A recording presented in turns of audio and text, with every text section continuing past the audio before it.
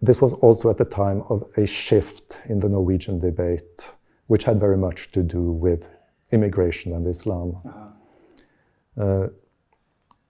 Basically, Norway became a very rich country in the last quarter of the 20th century. So we needed workers to build our growing oil economy.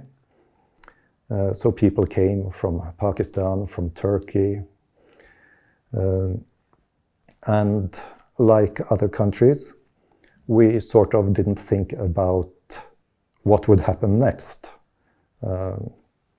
They were generally expected to come there, do their jobs, and then go back again, which they didn't. So now their children and their children's children are Norwegian. And there are frictions, of course. And in the middle of the 1990s, there was a shift from a very superficial sort of multiculturalism, where the governing idea was that as long as we are all not racist and can all get along, everything will work itself out. And then a lot of critical questions started to be asked, whether the Norwegian state was in fact neglecting its own children, girls raised in strict traditional religious families, children sent back to the countries of origin for schooling. There were questions over female genital mutilation connected with immigrants from certain countries in Africa, and so on. So this was... this was in the 90s, you said? This was in the 90s, this shift. So these questions related to immigration, immigrant cultures, and Islam were being raised in new ways. And then, of course, in connection with the topic of blasphemy, which is part of the topic of this book, when we get to 2005, 2006, there was a quite traumatic event for Scandinavians, for Danes and Norwegians, when the Danish newspaper Jyllandsposten published a collection of caricatures, cartoons of the Muslim prophet Muhammad. And this caused a great deal of conflict. There were riots against Denmark, and then after a Norwegian newspaper reprinted these cartoons against Norway in various places in the Middle East. Consulates were burned in Damascus.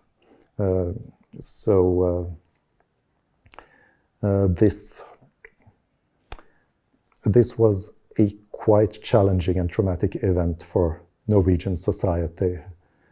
For Denmark even more. They were in the eye of the storm, but we also got quite a bit of the spillover. So at this time, the question of a conflict between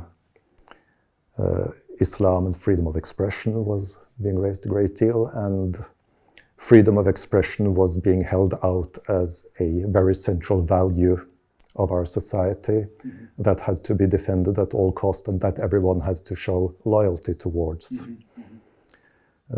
And so the loyalty of Muslim citizens to our core values was being increasingly questioned. So what were the main consequences of this discussion on the freedom of expression? Oh, that's a good question. Well, for one thing, we got rid of our blasphemy law, finally. And that is perhaps a topic we can return to, the issue of Western blasphemy laws. Yeah, in 2006, 7, when was it? No, it was later. Even later. I don't actually remember the year. But at this point, we still had a blasphemy law. So did Denmark. And I mean, if you think back even further, when we're discussing Islam and blasphemy, to the Salman Rushdie case in the 1980s and 90s, England has a blasphemy law, but it only protects Christians. It only protects the Church of England. And this double standard, this hypocritical approach, is something that has always been a part of the debate that has been raised by Muslim citizens. It was raised in the Salman Rushdie case, the Satanic Verses case in the 1980s, but the courts did not agree that the law had to protect Muslims against blasphemy as well. So in Scandinavia, we hung on to our blasphemy laws, although they were mainly they were dead articles on paper. In Norway, they had not been used since the 1920s, when we last had a trial for blasphemy against one of our most famous poets, who had held a very provocative lecture about Christianity, against Christianity. That was the last time. After that, everyone agreed that it was just silly to prosecute people for blasphemy, but it was still the in law place. stayed on the books and continued to represent a value of Norwegian society. And since we're talking about Norwegian society, I should probably explain that until just a couple of years ago, Norway had a state church. The religion of the Norwegian state was Lutheran Protestantism. And this had constitutional consequences. The king and half of the ministers of the government had to be members of the state church. Priests were public officials. They were public employees. There was religious instruction in schools until the 1990s. And after the 1990s, we had a kind of hybrid school subject that still had certain elements of Christian religious instruction, which caused no end of problems. So until quite recently.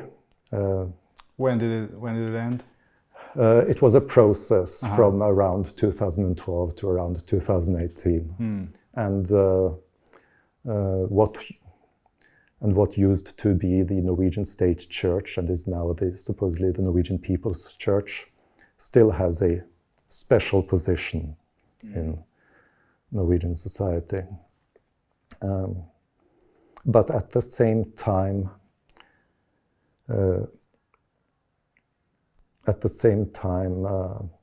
Norway has quite generously funded all other religions, or other religious communities, organized religious communities as well. Based on membership, they would receive per head the same as the Norwegian State Church did in public funding. So that is also an aspect. But then we held on to the blasphemy law, and there was quite an ethos in public broadcasting, for example, that there should not be programming that offended Christian sensibilities. These things started to change in the 1980s with cable television, and I mean, we couldn't police the public sphere anymore the way we used to, but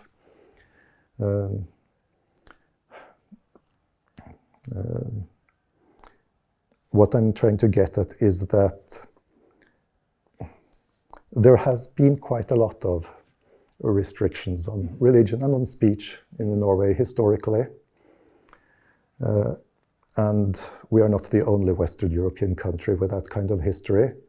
And there is also a history of blasphemy cases even before the European Court of Human Rights, affirming that states can limit the freedom of expression to protect the religious feelings of believers.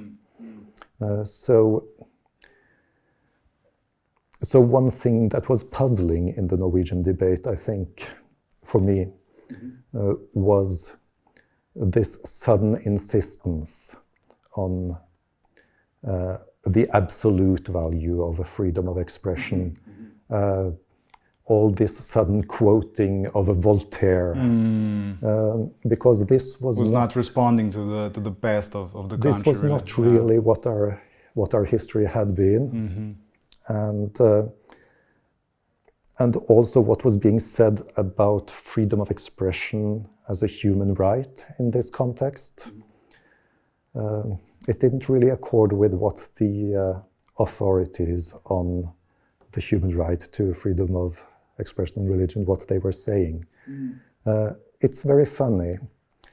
I don't think anybody really remarked on it at the time, but just in 2005, just before the Danish cartoon affair, the European Court of Human Rights ruled that it might be necessary in a democratic society to confiscate a book, a novel, that said some questionable things about the Prophet Muhammad, and to fine the author.